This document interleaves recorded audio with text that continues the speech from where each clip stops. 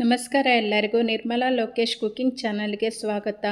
ಇವತ್ತು ಏಕಾದಶಿ ಪ್ರಯುಕ್ತ ನಾನು ಸಾಬುದಾನ, ಅದನ್ನು ಸಬ್ಬಕ್ಕಿ ಅಂತೀವಿ, ಅದನ್ನು ನಾನು ಬಳಸ್ಕೊಂಡು ಇವತ್ತು ಯಾವ ರೀತಿ ಸಾಬುದಾನ ವಡೆ ಮಾಡ್ಬೋದು ಅಂತ ತೋರಿಸ್ತಾ ಇದ್ದೀನಿ.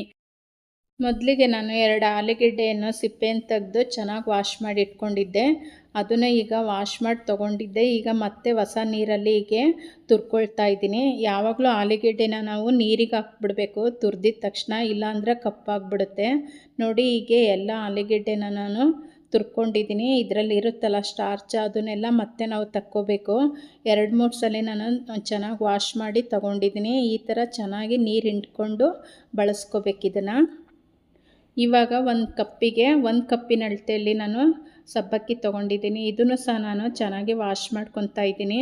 ಸಬ್ಬಕ್ಕಿನ ಮೊದಲೇ ನೆನೆಸ್ಬೇಕಂತೇನಿಲ್ಲ. ಇವಾಗ ಚೆನ್ನಾಗಿ ನಾವು ವಾಶ್ ಮಾಡಿ ಒಂದು 3 ಸಲ ತೊಗೊಂಡ್ರೆ ಆಯಿತು. ಇವಾಗ ನೋಡಿ, ಇದು ಒಂದು ಸೈಡಿಗೆ ಇಡ್ತೀನಿ. ಅಷ್ಟರಲ್ಲಿ ನಾನು ಶೇಂಗಾ ಬೀಜನ 1 ಕಪ್ಪಷ್ಟು ನಾನು ಹಾಕ್ಕೊಂಡಿದ್ದೀನಿ ಒಂದು ಜಾರಿಗೆ. 4 ಹಸಿಮೆಣಸಿಕಾಯಿ, 1 ಸ್ಪೂನ್ ಜೀರಿಗೆ ಹಾಕ್ಕೊಂಡು ಇದನ್ನು ತರಿಯಾಗಿ ಮಿಕ್ಸಿ ಮಾಡ್ಕೊಂಡಿದ್ದೀನಿ. ಈಗ ನೋಡಿ, ಈ ಥರ ನಾನು ಮಿಕ್ಸಿ ಮಾಡ್ಕೊಂಡಿದ್ದೀನಿ. ಇದನ್ನು ಈಗ ತುರ್ದಿರೋ ಆಲೂಗೆಡ್ಡೆ ಜೊತೆ ಈಗ ಹಾಕ್ಕೊಳ್ತಾ ಇದ್ದೀನಿ.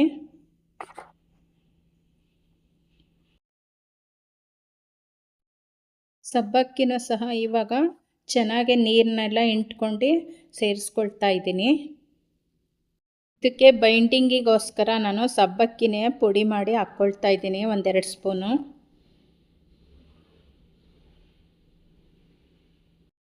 ಇವಾಗ 1 ಹಸಿಮೆಣಸಿಕಾಯಿ ಸಣ್ಣದಾಗಿ ಹೆಚ್ಚು ಹಾಕ್ಕೊಂಡಿದ್ದೀನಿ. ಸ್ವಲ್ಪ ಕೊತ್ತಂಬರಿ ಸೊಪ್ಪು, ರುಚಿಗೆ ತಕ್ಕಷ್ಟು ಉಪ್ಪು ಹಾಕ್ಕೋಬೇಕು. ಉಪ್ಪನ್ನ ನೋಡಿ ಹಾಕ್ಕೋಬೇಕಾಗುತ್ತೆ, ಇಲ್ಲಾಂದರೆ ಉಪ್ಪಾಗ್ಬಿಡುತ್ತೆ. ಈ ಥರ ಚೆನ್ನಾಗಿ ನಾನು ಕೈಯಲ್ಲೇ ಕಲಿಸ್ಕೊಳ್ತಾ ಇದ್ದೀನಿ. ನೋಡಿ, ಈ ಥರ ಚೆನ್ನಾಗೆ ಒಂದುಗೂಡ್ಬೇಕು ಎಲ್ಲನೂ. ಇವಾಗ ನಾನು ಒಂದೊಂದೇ ಆಗಿ ತಟ್ಟಿ ತೋರಿಸ್ತಾ ಇದ್ದೀನಿ. ನೋಡಿ, ನಿಮಗೆ ಯಾವ ಶೇಪ್ ಬೇಕೋ ಆ ಶೇಪಲ್ಲಿ ಕೊಟ್ಕೋಬೋದು. ನಾನು ಈ ಥರ ಮಾಡ್ಕೊಳ್ತಾ ಇದ್ದೀನಿ ಇದನ್ನು.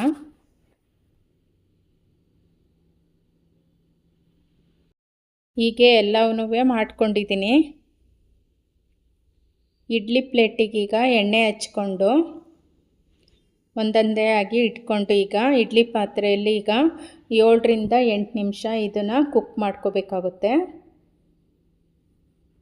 ನೋಡಿ, ಅಷ್ಟರಲ್ಲಿ ಅದು ಬೇಯೋ ಅಷ್ಟರಲ್ಲಿ ಒಂದು ಚಟ್ನಿ ಮಾಡ್ಕೊಳ್ಳೋಣ. 1 ಕಪ್ಪು ಶೇಂಗಾ, 2 ಹಸಿಮೆಣಸಿನ್ಕಾಯಿ, 1 ಸ್ಪೂನ್ ಜೀರಿಗೆ, ಕರಿಬೇವಿನ ಸೊಪ್ಪು ಒಂದು ಸ್ವಲ್ಪ, ಕೊತ್ತಂಬರಿ ಸೊಪ್ಪು ಒಂದು ಸ್ವಲ್ಪ, ರುಚಿಗೆ ತಕ್ಕಷ್ಟು ಉಪ್ಪು ಹಾಕಿ ಮೊದಲಿಗೆ ಇದನ್ನು ಸ್ವಲ್ಪ ತರಿಯಾಗಿ ಮಿಕ್ಸಿ ಮಾಡ್ಕೋಬೇಕು. ಈಗ ಇದಕ್ಕೆ ನಾನು ಗಟ್ಟಿ ಮೊಸರು ಹಾಕ್ಕೊಂಡು ಮತ್ತೆ ಮಿಕ್ಸಿ ಮಾಡ್ಕೊಳ್ತಾ ಇದ್ದೀನಿ. ಇದು ರೊತ್ತಕ್ಕೆ ಮಾಡ್ತಾ ಇರೋದಕ್ಕೆ ನಾನು ಬೆಳ್ಳುಳ್ಳಿ ಏನೂ ಬಳಸ್ತಾ ಇಲ್ಲ.